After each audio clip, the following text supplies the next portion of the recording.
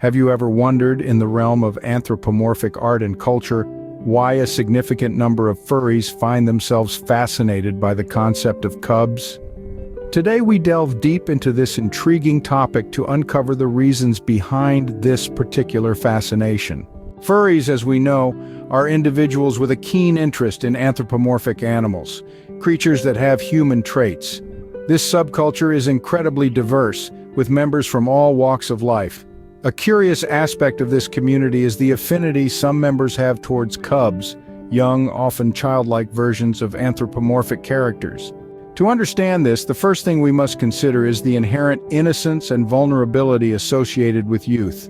Cubs, being the anthropomorphic representation of young animals, naturally embody these traits. This innocence and vulnerability often evoke feelings of protection and nurturing in furries. It's not as much about domination as it is about care and responsibility, creating a bond that's emotionally satisfying. While innocence and vulnerability play a significant role, dominance is also a key factor for many furries. In the furry community, dominance and submission dynamics often take a unique form, with cub characters playing a vital role. The dominance can manifest as a protective, guiding force, appreciating the innocence of the cub characters. On the other hand, those in submissive roles find solace in the nurturing care associated with these characters, enjoying the feeling of being looked after and cherished. Whether it's the dominant role enjoying the control or the submissive role relishing the care, cub characters add a unique dimension to these dynamics. Another reason is the artistic appeal. Cubs, by design, are meant to be cute and endearing. Their features are often exaggerated to emphasize their youth, making them more visually appealing. They have big eyes, small noses, and chubby cheeks, elements that are universally associated with cuteness. This aesthetic appeal often draws furries towards cubs. Interestingly, in the furry community, there's an overlap between what's considered cute and what's considered hot. This is particularly evident in cub roleplay. The exaggerated features of cubs, which we typically associate with cuteness, are also seen as attractive within the context of the furry universe. This blurring of lines adds another layer to the complexity of the furry community's fascination with cubs.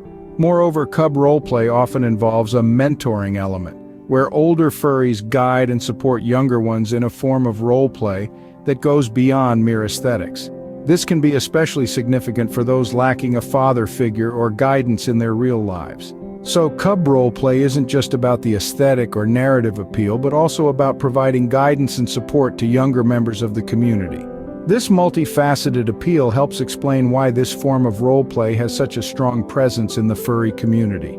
Many furries were first exposed to the concept of cubs through popular culture, specifically through cartoons and films that starred cub characters. Classic examples include The Lion King, Balto, and Brother Bear, where the protagonists are young anthropomorphic animals. Since furries were often children when first exposed to these characters, it's not surprising that they identified or felt an attraction towards them. This early exposure and identification can play a significant role in their fascination with cubs, laying the groundwork for their future interests. So it's not just about the aesthetic or narrative appeal, but also about a deep-rooted connection formed in childhood.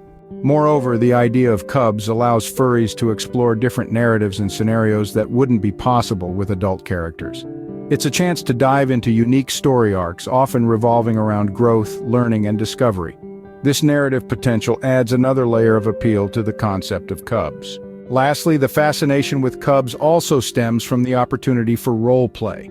It allows furries to adopt roles of guidance, mentorship, or guardianship. Role-playing these scenarios can be a form of escapism, a way to experience situations and emotions outside of their everyday life.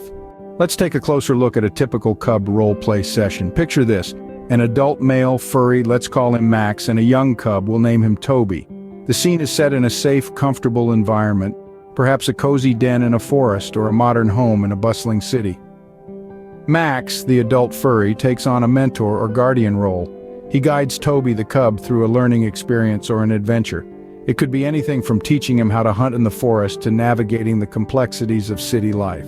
Throughout this role play, a unique bond forms between Max and Toby. Max feels a sense of protection, care, and responsibility towards Toby. Toby, on the other hand, develops a sense of trust and admiration towards Max. This role-play session, while entirely fictional, provides an emotional outlet for the participants. It's a form of escapism, allowing them to experience situations and emotions outside of their everyday life. Remember, the appeal of cubs in the furry community is not just about their innocence and vulnerability, but also about the unique narratives and role-play opportunities they present. In summary, the attraction many furries have towards cubs can be attributed to multiple factors. It's about the emotional satisfaction derived from the innocence and vulnerability of cubs, the aesthetic appeal of their design, the unique narratives they allow, and the opportunity for role play that they present. As with any aspect of culture and subculture, it's a multifaceted phenomenon shaped by personal preferences, emotional needs, and the inherent human fascination with storytelling and role play. So the next time you come across a furry who is into cubs, remember, it's not as simple as it seems. It's a complex interplay of various factors, all contributing to this intriguing interest. Are you already a fan of the furry community and looking to add a new dimension to your experience? Consider the cubs. Their innocence and vulnerability bring a whole new layer of appeal, adding depth to your fascination. Cubs can also be a game changer in role-play scenarios, introducing unique dynamics that can enhance your experience. Beyond their adorable exteriors, there's a certain hotness associated with cubs in the furry community. So if you're looking for a way to spice things up, involving cubs in your furry fascination can definitely turn up the heat. Why not give it a try?